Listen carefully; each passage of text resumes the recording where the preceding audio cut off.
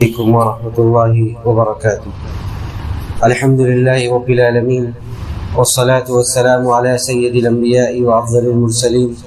نبينا محمد وعلى آله وأصحابه أجمعين، أما بعد.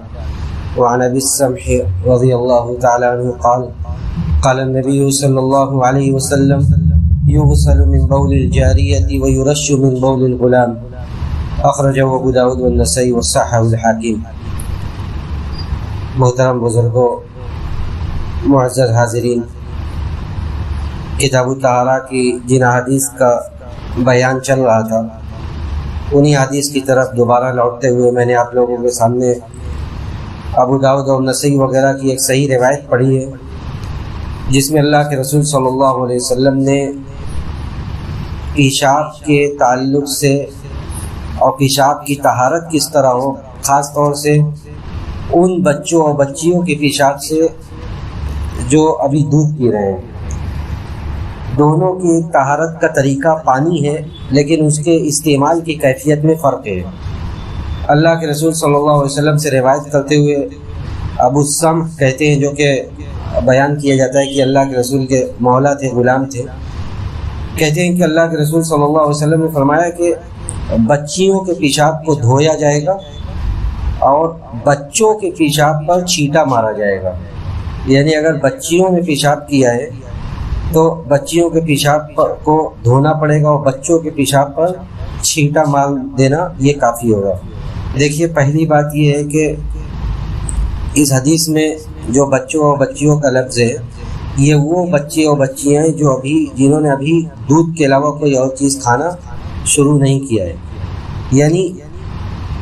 کھانا شروع نہیں کرنے کا مطلب یہ نہیں ہے کہ وہ کچھ بھی اس کے علاوہ نہیں کھا رہے ہیں، بلکہ مطلب یہ ہے کہ ان کی اکثر غذا جو ہے وہ دودھ ہے، اکثر غذا وہ دودھ ہے۔ کبھی کبھار کوئی اور چیز کھا لیں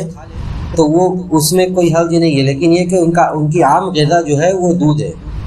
اور یہ حدیث اس بات میں واضح دلیل ہے کہ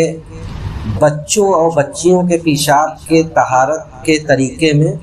فرق ہے، اور یہ حدیث میں واضح طور سے بیان کیا گیا کہ اللہ کے رسول نے دونوں کے درمیان فرق کیا ہے۔ بلکہ بعض روایات میں آتا ہے کہ حسن یا حسین آپ کے پاس تھے اور انہوں نے آپ کے اوپر پیشاب کر دیا تھا، تبھی آپ نے یہ حدیث بیان کی تھی کہ آپ نے پانی منگوایا اور کہا کہ بچوں کے پیشاب کے لیے جب تک کہ وہ دودھ پی رہے ہوں تو چھینٹا مار دینا یہ کافی ہوگا۔ اور اس حدیث میں یہ قید لگائی گئی، بلکہ اس روایت میں تو صرف غلام اور جاریہ کا لفظ ہے، لیکن بعض دوسری صحیح روایات میں جس کے راوی حضرت ابو قتادہ ہیں، وہ کہتے ہیں کہ لم یبلغ ان یاکل الطعام، یہ حکم اس وقت تک ہے جب تک کہ وہ کھانا شروع نہ کریں، یعنی وہ ان کی غذا یہ دودھ ہو۔ اب یہ دودھ چاہے جانوروں کا دودھ ہو یا ماں کا دودھ ہو، یا آج کل جو سوکھا ہوا پاؤڈر ہے، کسی بھی طرح کا استعمال کیا جائے، علماء کہتے ہیں سب ایک معنی میں ہے، کیونکہ یہ دودھ ہی کے حکم میں اور ان کی اکثر غذا یہ دودھ ہی ہے۔ اب اس حدیث میں جو فرق کیا گیا ہے کہ بچوں اور بچیوں کے پیشاب کی طہارت کا فرق ہے، اس کی کئی علت علماء بیان کرتے ہیں، لیکن میں یہ کہنا چاہوں گا کہ کوئی علت پتہ ہو نہ پتہ ہو، اگر بہت ساری ایسی علتیں بیان کی جاتی ہے جس سے میں ذاتی طور سے موافق نہیں ہوں۔ جیسے کہ ایک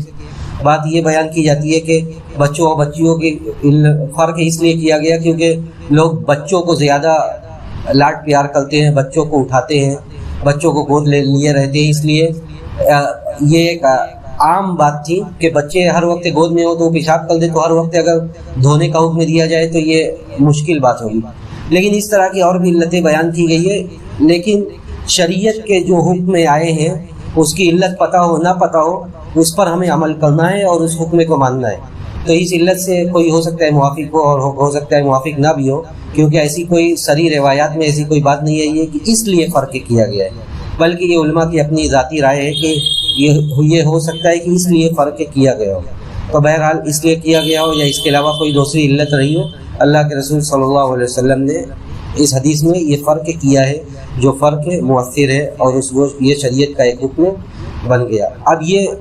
صرف دیکھیے یہ پیشاب کا فرق ہے، اگر پاخانہ ہو تو اس کو دونوں کو جیسے بچیوں کا صاف کیا جائے گا ویسے بچوں کا صاف کیا جائے گا، اس میں کوئی فرق نہیں ہے، بلکہ یہ صرف پیشاب کے بارے میں۔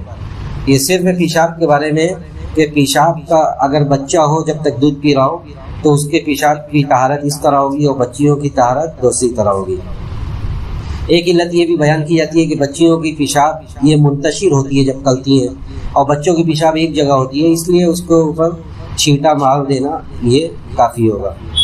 اور اس حدیث سے یہ بھی پتہ چلا کہ یہ ایسا نہیں ہے کہ یہ پاک ہے اور صرف ایسے کر دینا، بلکہ ہے ناپاک، لیکن اس کی طہارت کا طریقہ الگ الگ طریقہ بیان کیا گیا۔ ایک دوسری حدیث ہے جس کی راوی حضرت اسماء بنت ابی بکر رضی اللہ تعالی عنہا ہے۔ حدیث کچھ اس طرح ہے کہ ان نبی صلی اللہ علیہ وسلم قال فی دم الحیض یصیب الصوب تحطه ثم تقرصه بالماء ثم تنضعه ثم تصلی فيه۔ صحیحین کی بخاری مسلم کی روایت ہے۔ حضرت اسماء بنت ابی بکر کہتی ہیں یہ بھی طہارت کے سلسلے میں، لیکن یہ عورتوں کا مسئلہ ہے کہ حیض کا خون لگ جائے تو اس کی پاکی اور طہارت کس طرح ہوگی۔ کہتی ہیں کہ اللہ کے رسول صلی اللہ علیہ وسلم نے حیض کے خون کے سلسلے میں فرمایا جو کپڑے کو لگ جائے کہ پہلے اس کو رگڑا جائے گا، کھرچا جائے گا، پھر پانی ڈال کر ملا جائے گا اور پھر اسے دھو دیا جائے گا اور پھر اس میں نماز پڑھی جائے گی۔ یعنی پہلے کسی بھی اس طرح کی چیزوں کو پہلے خرش کر صاف کیا جاتا ہے، پھر اس کے بعد یہی ترتیب ہے، اور اسی سے اگر اس ترتیب سے صاف کیا جائے گا، طہارت کپڑے کو دی جائے گی تو یہ مکمل طرح سے اچھی طرح سے طہارت ہوگی کہ پہلے کھرچا جائے، پھر پانی ڈال کر مل دیا جائے اس جگہ کو، پھر دھو دیا جائے اور پھر دھو کر اس میں نماز پڑھی جائے۔ یہ دیکھیے اس حدیث میں اس بات کی دلیل ہے کہ حیض کا خون یہ نجس ہے، حیض کا خون یہ نجس ہے، اس کو چاہے تھوڑا ہو یا زیادہ ہو اس کو دھونا یہ ضروری ہے، اور اس کی نجاست پر اتفاق ہے علماء کا، اس لیے کہ اللہ کے رسول صلی اللہ علیہ وسلم نے اس کپڑے کو دھونے کا حکم دیا جس میں نماز پڑھنا ہے، کہا گیا کہ پہلے اس کپڑے کو دھویا جائے پھر اس میں نماز پڑھا جائے، جس سے علماء کہتے ہیں کہ یہ اس حدیث سے یہ دلیل نکلتی ہے کہ اس کے خون کے نجس اور ناپاک ہونے میں کوئی بھی اختلاف نہیں ہے۔ رہ گیا مسئلہ یہ کہ جو اس کے علاوہ جو خون ہے، اس کے علاوہ جو خون ہے جو زخم سے نکلتا ہو یا کبھی نقصیر پھوٹ جائے، اس طرح کے خون کا کیا مسئلہ ہے؟ اس کے سلسلے میں کچھ لوگ یہ کہتے ہیں کہ یہ خون بھی ناپاک ہے، یہ خون بھی ناپاک ہے، لیکن تھوڑا بہت اگر کپڑے میں لگ جائے تو وہ درگزر کے قابل ہے، لیکن اگر زیادہ ہو تو پھر اس میں نماز نہیں ہوگی۔ اور کچھ لوگ کہتے ہیں کہ نہیں، یہ پاک ہے، یہ پاک ہے، حیض کے علاوہ جو خون ہے یہ سب پاک ہے۔ یہ بہت سارے لوگوں کا قول ہے، جیسے علامہ شوکانی وغیرہ نے یہی بات کی، علامہ البانی نے، کہ یہ پاک ہے اور حیض کے علاوہ جو بھی خون ہے یہ پاک ہے۔ دیکھیے احتیاط کی بات یہ ہے کہ صاف کر ہی نماز پڑھا جائے۔ اگر تھوڑا بہت ہے تو آپ کو درگزر کے قابل ہے، لیکن اگر زیادہ ہے تو صاف کر کے ہی نماز پڑھا جائے تاکہ شک و شبہ سے آدمی بچا رہے۔ لیکن اس سے وہ معاملہ مستثنیٰ ہے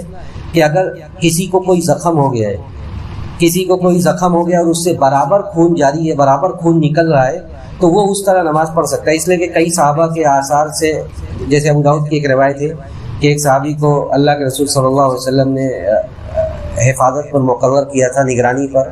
اور دشمنوں کو پتہ چل گیا اور وہ نماز میں تھے، سورہ کہف کی تلاوت کر رہے تھے اور آ کے ان کو مار دیا، ان کے جسم سے خون جاری اور وہ ویسے ہی نماز پڑھ رہے تھے۔ اسی طرح حضرت عمر رضی اللہ تعالیٰ عنہ کے بارے میں بھی آتا ہے کہ حضرت عمر کو جب مارا شہید کیا گیا تھا تو اس سے پہلے جب تک وہ زندہ تھے نماز پڑھ رہے تھے اور زخم میں سے خون جاری تھا۔ تو اگر خون مستمر جاری ہے تو وہ مسئلہ الگ ہے، لیکن باقی حالات میں اگر خون لگا ہوا ہو تو اسے دھو کر احتیاط کا تقاضا یہی ہے کہ تب نماز پڑھی جائے۔ اسی طرح اس حدیث میں یہ بھی دلیل ہے کہ اس زمانے کی حالت دیکھیے کہ اللہ کے رسول صلی اللہ علیہ وسلم نے یہ کہا کہ اسی کپڑے میں وہ دھونے کے بعد نماز پڑھ لے، یعنی کپڑا بہت زیادہ نہیں ہوتا تھا، اس لیے کہا گیا کہ کپڑا دھو لے اور دھو کے نماز وہ پڑھ لے۔ اس بات کی دلیل ہے کہ وہ نجس ہے لیکن دھونے کے بعد وہ پڑھ سکتی ہے۔ تو یہ دو حدیثیں میں نے آپ لوگوں کے سامنے پڑھی۔ ایک مسئلہ اس حدیث میں یہ بھی ہے جس پر علماء نے بحث کی ہے کہ یہ اور اس طرح کی دوسری نجاستوں کے زائل کرنے کے لیے کیا پانی ہی ضروری ہے، یا آج کل جو کیمیکل وغیرہ ہوتا ہے پانی کے علاوہ چیزیں، اگر اس سے اس کی بدبو یا